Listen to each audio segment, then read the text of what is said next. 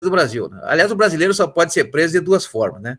O artigo 5º, inciso 61 da Constituição Federal diz que o brasileiro pode ser preso ou em estado de flagrância, lá do artigo 301 do Código de Processo Penal, onde qualquer pessoa pode, aí é um ato discricionário, e a autoridade policial deve prender alguém que esteja em situação de flagrância, do artigo 301 do Código de Processo Penal, ou por mandado judicial, né? Isso está previsto lá no artigo 5º, inciso 61 da Constituição Federal. A violação disso é uma causa de direitos humanos, né? E, então, essa prisão, nós temos dois momentos dessa prisão. A prisão antes da sentença transitada em julgado, né? Então, lá do artigo 381 do Código de Processo Penal, nós temos a sentença. Quando ela transita em julgado, aí o sujeito pode ser preso mesmo. Antes de transitar em julgado, ele não pode ser preso, a não ser em duas situações, que é a prisão temporária da Lei 7960 ou a prisão preventiva do artigo 312 do Código de Processo Penal.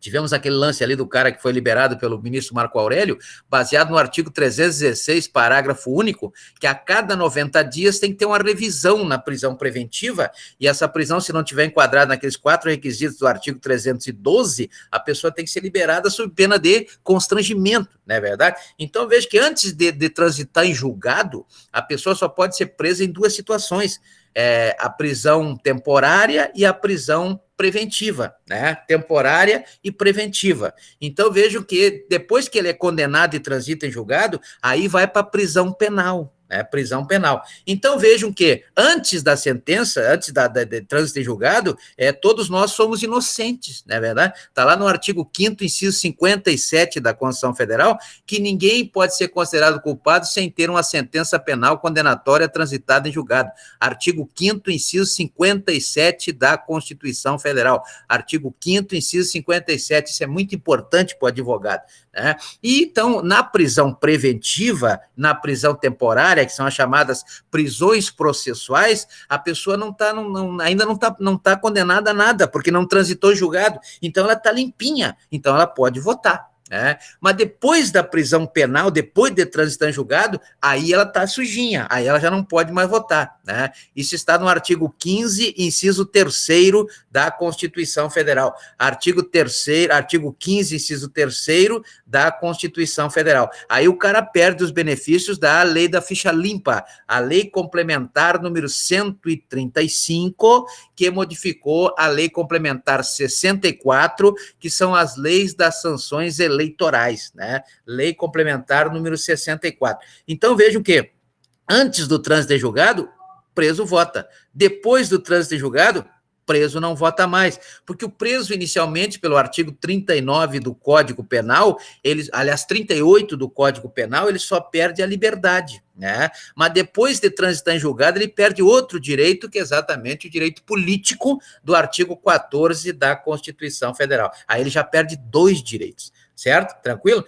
E se não for assim, cabe violação aos direitos humanos. Então, nós temos 4 tipos de direitos, né? Direito positivo, direito natural, direito realista e direitos humanos, né? Então, veja que nós temos esses 4 tipos de direitos aí para atuarmos. Depois nós vamos conversar mais sobre isso.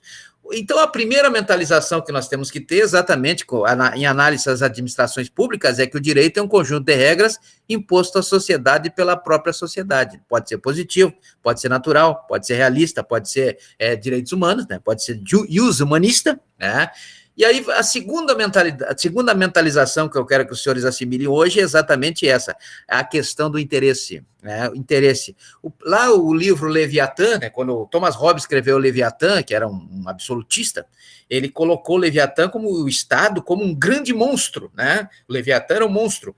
Então, vejam que ele dizia que o homem é o lobo do próprio homem, que o Estado é um monstro e tal, e isso gerou o quê? Gerou exatamente esse entendimento de que a supremacia do interesse das administrações públicas deverão sempre ser em prol da sociedade, em prol do interesse público, né? Nós vamos estudar aqui o Ministério Público, lá do artigo 127 da Constituição Federal, que diz conforme o artigo 129, inciso 1º, que ele é o titular da ação penal. Por que ele é o titular da ação penal?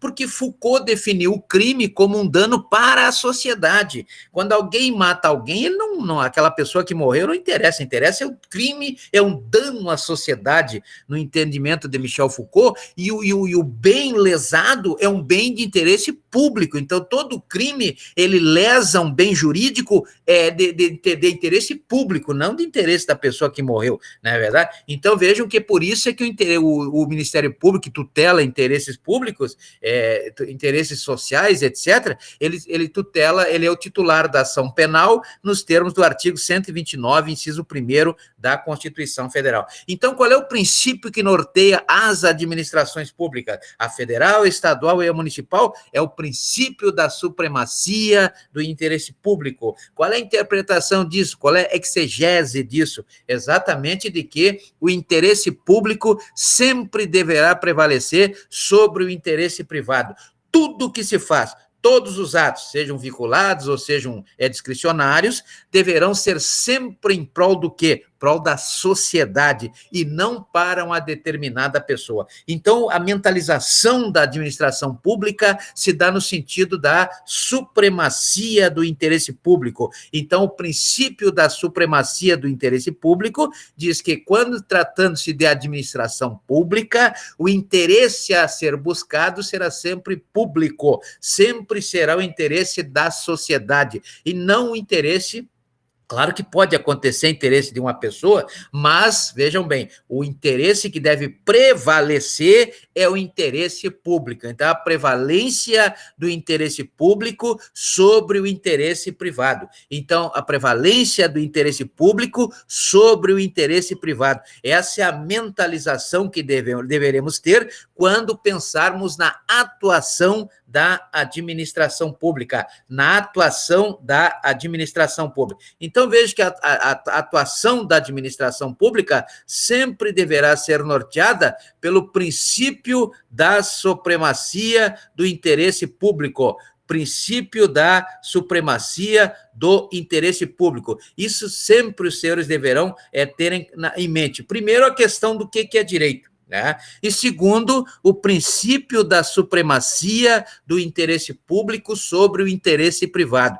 Não quer dizer que não tenha interesse privado, né? Mas a supremacia será sempre do interesse público, né? É que nem aquelas filas de prioridades da Lei 10.048, né? A Lei 10.048 traz as prioridades no supermercado.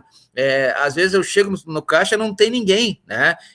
Mas não pode porque isso aqui é para o idoso, é para a mulher grávida, é para... Não, pô, isso aqui é prioridade. Se tiver um idoso, ele vai passar na minha frente. Se tiver uma mulher grávida, vai passar na minha frente. Mas a prioridade são eles. Agora, não quer dizer que eu também, se não tem ninguém, eu posso usar, não é verdade? Então, vejam que é a mesma coisa também a questão do interesse público. Sempre deverá prevalecer o interesse público sobre o interesse privado, o interesse público sobre o interesse privado. Vejam que a administração pública é norteada exatamente pelo direito público, onde só se pode fazer ou deixar de fazer aquilo que a lei manda, artigo 5º, inciso 2º da Constituição Federal. Ninguém é obrigado a fazer ou deixar de fazer alguma coisa, senão em virtude de lei, certo? Tranquilo? Então, veja que esse é o interesse das administrações públicas, esse é o interesse da atuação, da atribuição, da competência da administração pública ou das administrações públicas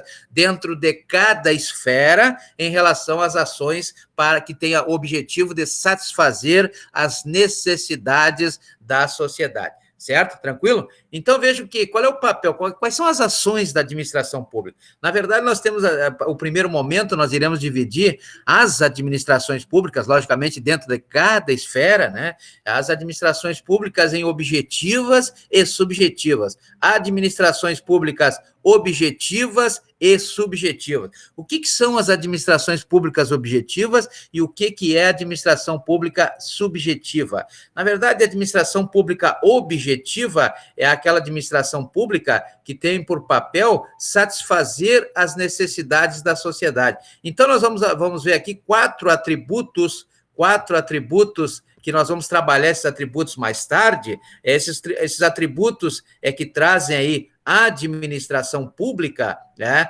com o papel da administração pública perante a sociedade. Qual é o papel? O que a administração pública traz para a sociedade? Por que existe a administração pública ou as